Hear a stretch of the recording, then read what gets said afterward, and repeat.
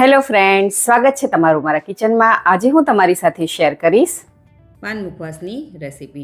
જો તમને જમ્યા પછી મુખવાસ ખાવાની ટેવ હોય તો આ પાનનો મુખવાસ બેસ્ટ છે અને ઘરે એકદમ બનાવો, સહેલો અને સસ્તો તેમજ ચોખ્ખો બને છે. અને દિવાળીના તહેવારમાં જો તમે આ મુખવાસ બનાવશો તો કોઈ પણ નહીં કે તમે આ ઘરે બનાવ્યો છે, બધાને ખૂબ જ ભાવશે. નવી રેસીપી શીખવા માટે મારી ચેનલને સબસ્ક્રાઈબ કરજો અને બાજુમાં આપેલા બેલ આઇકોનને જરૂરથી પ્રેસ કરજો, એટલે નવી રેસીપીના નોટિફિકેશન સૌથી પહેલાં તમને મળે. તો ચાલો રેસીપી શરૂ કરીએ. પાનનો મુખવાસ બનાવવા માટે મેં અહીં 200 નંગ જેટલા પાન લીધા છે, જે મેં કપૂરી પાન લીધા છે. અહીં તમે તેને નાગરવેલના પાન પણ કહી શકો છો. જો તમારે સ્ટ્રોંગ પાનનો મુખવાસ બનાવવો હોય તો તમે કલકત્તી પાન અથવા તો બાંગ્લા પાનનો ઉપયોગ કરી શકો છો. હવે આપણે શું કરવાનું છે કે આ પાનને આપણે સરસ એવા ધોઈ લેવાના છે, કારણ કે આ પાનની અંદર બહુ જ બધી ગંદકી હોય છે. તો ચાલો આપણે પાનને ધોઈ લઈએ.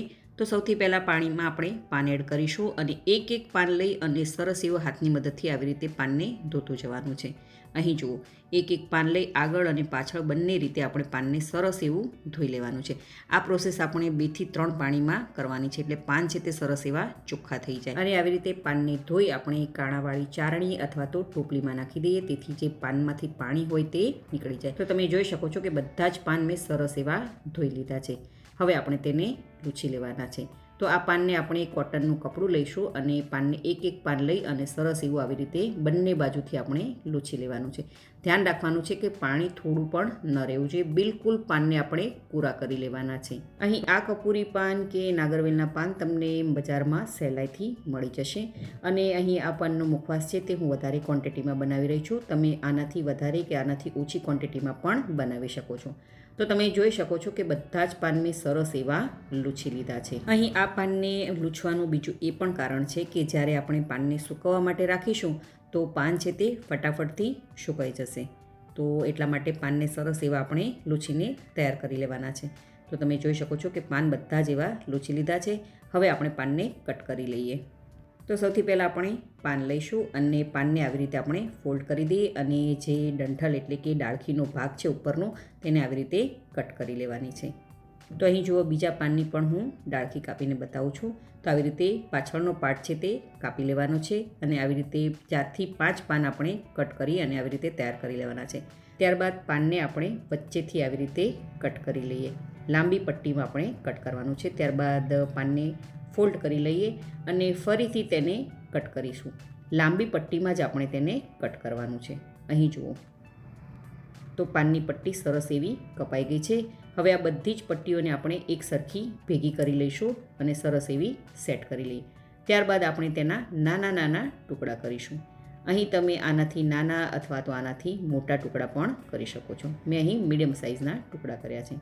તો અહીં આવી રીતે આપણે બધા જ પાનના ટુકડાને તૈયાર કરી લેવાના છે. તો તમે જોઈ શકો છો કે પાનના મેં બધા જ ટુકડા કરી લીધા છે. અહીં આ ક્વોન્ટિટી વધારે છે એટલે તમને પાનના ટુકડા વધારે લાગે છે, એટલે કે મેં 200 પાન લીધા છે એટલે તમને પાનના ટુકડા વધારે લાગે છે.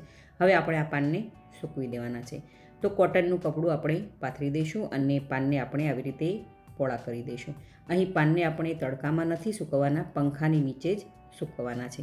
તો એ વાતનું તમારે ખાસ ધ્યાન રાખવાનું.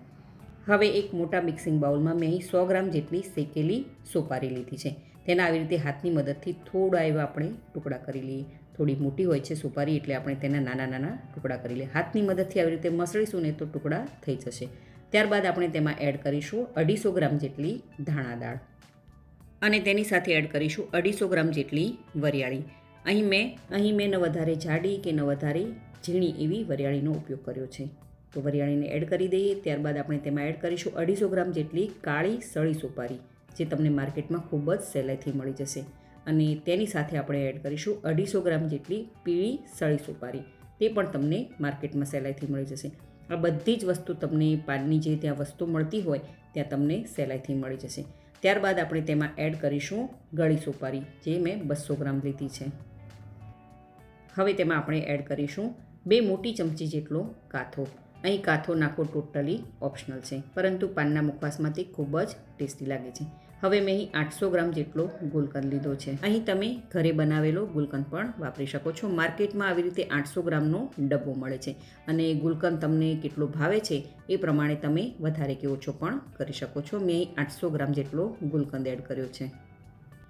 ગુલકંદ એડ કર્યા બાદ આપણે આ બધી જ વસ્તુને હાથની મદદથી આપણે મિક્સ કરવાની છે.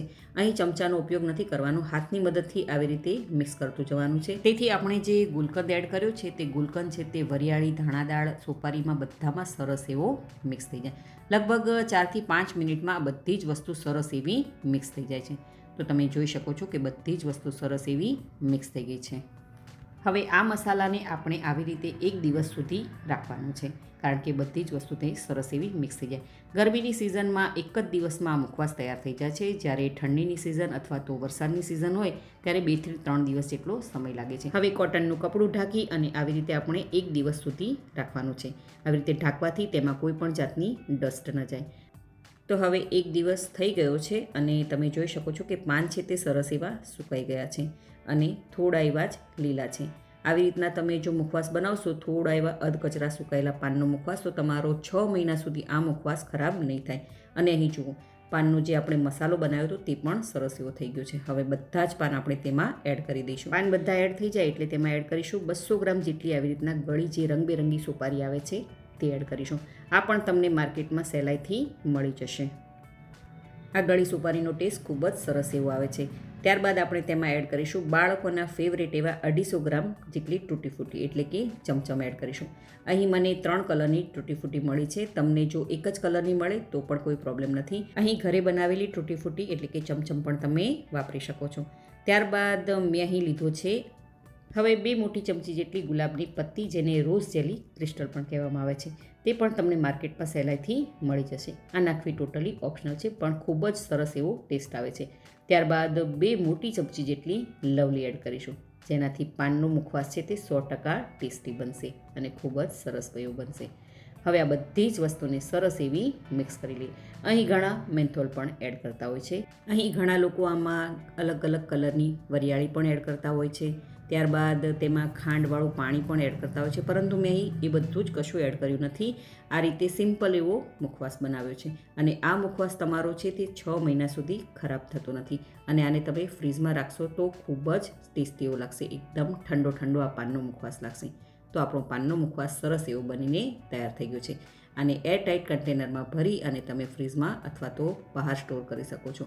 બહાર કરશો તો તમારે 1 થી 2 મહિના સુધી ખરાબ નહીં થાય અને ફ્રીઝમાં 6 થી 7 મહિના સુધી ખરાબ નહીં થાય. તો તમે પણ આ દિવાળીએ આ પાનનો મુખવાસ જરૂરથી ટ્રાય કરજો. બધાને ખૂબ જ ભાવશે. જો તમને મારી આજની આ રેસીપી ગમી હોય તો વિડીયોને લાઇક કરજો અને વધારેમાં વધારે શેર કરજો અને મારી ચેનલને જરૂરથી સબસ્ક્રાઈબ કરજો. તો ફરી મળીએ એક નવી રેસીપી સાથે.